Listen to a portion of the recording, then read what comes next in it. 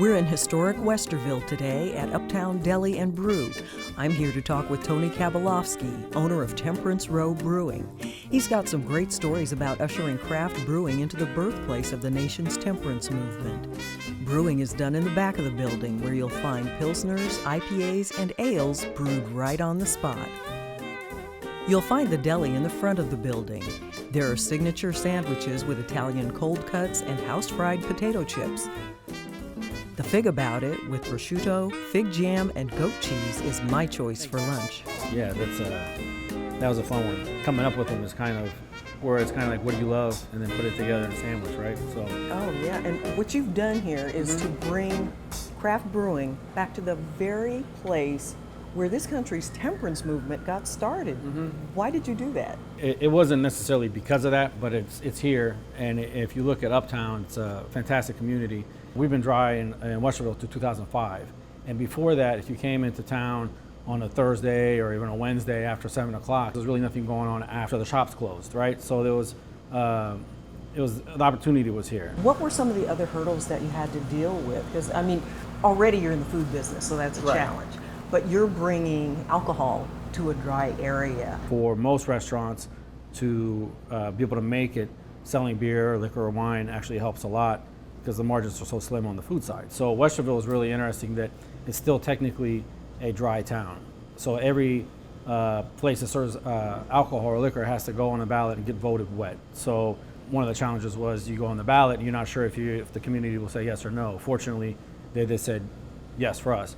Looking around at your decor, you actually celebrate the temperance movement and prohibition. Absolutely. If you look, it's a celebration of both sides of the movement, because if you read about it or watch anything about prohibition, there was two dramatic takes on it. It's not just the moral side, there's a financial side, and Westerville is in the heart of that debate. So we lean one way, but we celebrate both sides here.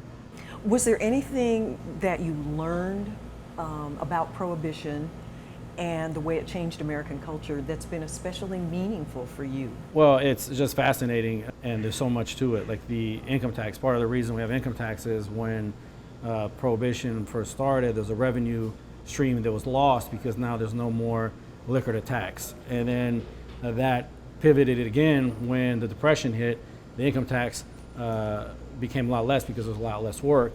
And so that's part of the reason the Prohibition ended, was because the federal government was looking at a way to boost revenue, so they allowed the sale again, right? So even here, Westerville is a really good microcosm of that same philosophy, because forever there were no alcohol, and then the Uptown area is thriving now because just a little bit, right? So that balance, I think, is really interesting. You sound like you had to become a historian. Yeah, I became kind of a Prohibition nerd doing some research here, trying to put it all together, yeah. Westerville in particular had a gentleman, Henry Corbin, that opened a saloon in 1875, and the townspeople actually bombed the saloon on the first night. Oh, good. So then he rebuilt, and they bombed again, and 4 years later, he built at another site, and they totally destroyed that building, and that was it. And then that was the last beer served in Westerville to 2005.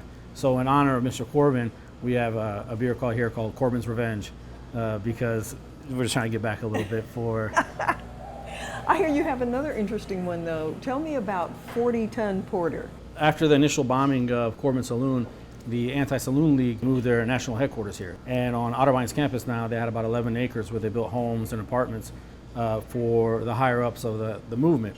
Well, they started printing, and if you look at a lot of propaganda, a lot of it was printed here in Westerville. They printed and mailed out 40 tons of propaganda against alcohol out of Westerville. Westerville was one of the first towns to have a first-class post office because of the sheer volume that was coming out.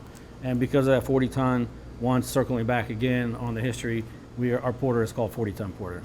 I got to give you credit. You have been really imaginative, incorporating all of this into your business and making this place a tribute to the history of this area. Well, the history is so rich here, which you touched on. That's where we draw our name from, and one thing leads to another, and you see one picture and you read one story, and it takes you down a path that you weren't expecting, and next thing you know, you just find something that's just truly fascinating. So yeah, we're really, really pleased here.